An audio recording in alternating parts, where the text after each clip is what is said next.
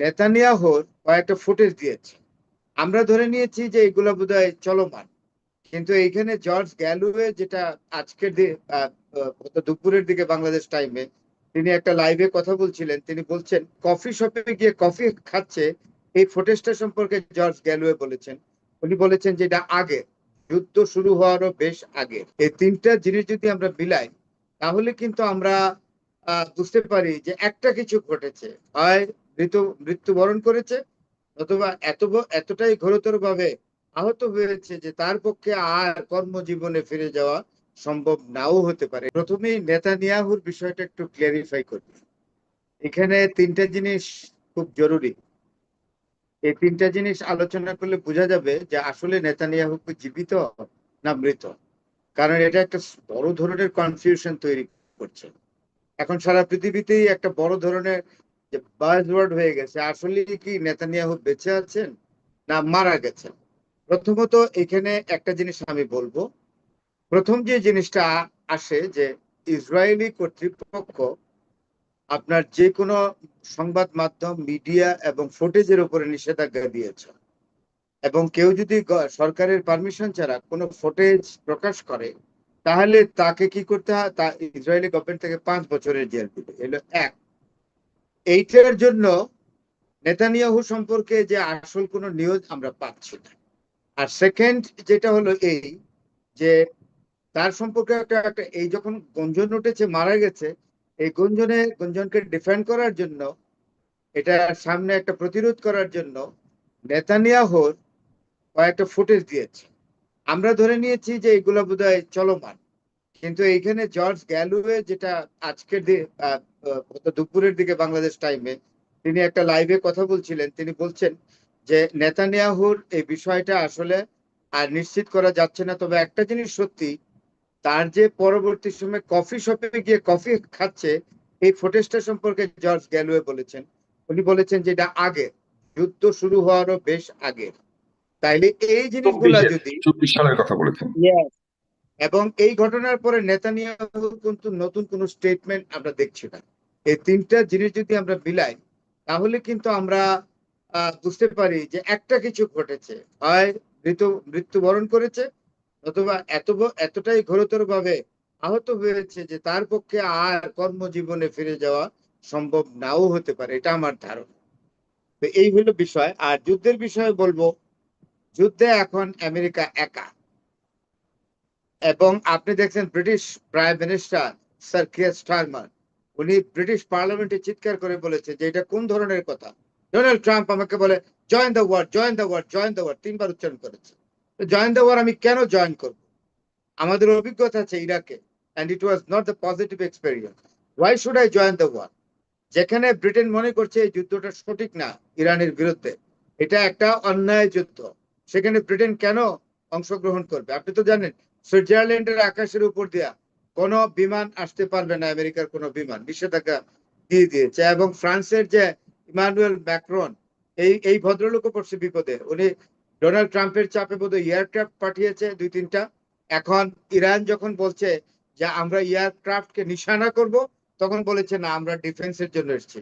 Already বোধহয় আর এগোবে না। এখন প্রশ্নটা হলো এই যে America is fighting alone, America is fighting Iran alone, কেউ নাই, ইসরায়েল আছে। ইসরায়েল থাকবে, ইসরায়েলের জন্যই তো আমেরিকা যুদ্ধে নেমেছে, তাই না? তো সুতরাং সবকিছু মিলিয়ে কমপ্লিকেটেড। এবং এইটা আপনি একটা চমৎকার প্রশ্ন এখানে আপনার বক্তব্যের মধ্যে রেখেছেন যে যদি ইরান জিতে যায় বিশ্ব ব্যবস্থা কি হবে। বিশ্ব ব্যবস্থা পাল্টানো শুরু হয়েছে। যেমন তাইওয়ান, আপনি জানেন তাইওয়ান চীনের অংশ, এটার নাম ছিল ফরমুজা। এটা 1949 সালে চিয়াংকাই শেখ আপনার বিপ্লবের পরে চায়না থেকে গিয়ে সরে গিয়ে ওই ফরমুজাকে তাইওয়ান নাম দিয়েছে, এবং আমেরিকার সাহায্যে একটা আলাদা প্রভিন্সকে একটা স্বাধীনতা ঘোষণা করে আলাদা রাষ্ট্র তৈরি করেছে। But it is the part and parcel of China. এখন চায়না আজকে তাইওয়ানের চারিপাশে সৈন্য মোতায়েন করেছে। শুধু তাই না, আপনার এয়ার রিহার্সাল দিচ্ছে, মানে মহড়া দিচ্ছে এয়ারফোর্সের। এবং সবচেয়ে বড় কথা, চায়না যেটা এখন করবে, এখন শুধু সময়ের ব্যাপার। এখন যদি চাইনিজ সৈন্য পেনিট্রেট করে, ভূখণ্ডে ঢুকে আপনার তাইওয়ানের, আমার তো মনে হয় না যে আমেরিকার যে বেস গুলো আছে ফার কিছু ইস্টে করতে পারবে একটা না। ফেজ চাইনিজ সৈন্যকে রুখতে পারবে না। ইভেন সুতরাং তাইওয়ান, আন্তর্জাতিক যে সমর্থন পেয়েছিল সেটিও পাবে না। yes, তাইওয়ান কিন্তু ভালো আপনার সমস্যায় পড়েছে ইতিমধ্যে।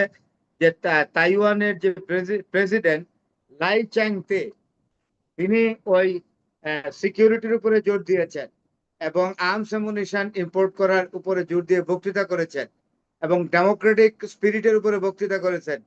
চায়না ভদ্র ভাষায় বলেছে যে চুপ থাকো, কথা কম বলো।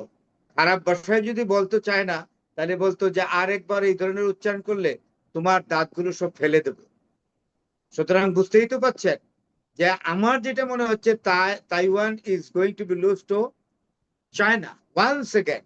আপনার চায়না এত বিরাট শক্তি, চায়না যদি চাইলে এখন তাইওয়ান নিয়ে নিতে পারে। আমি মনে করি চায়না খুব কার্টিয়াস নেশন, অনেক ভদ্র, আমেরিকার মতো এরকম, বিশেষ করে ডোনাল্ড ট্রাম্পের মতো তো শি জিনপিং না, অন্যরা ধীরে স্থির মানুষ।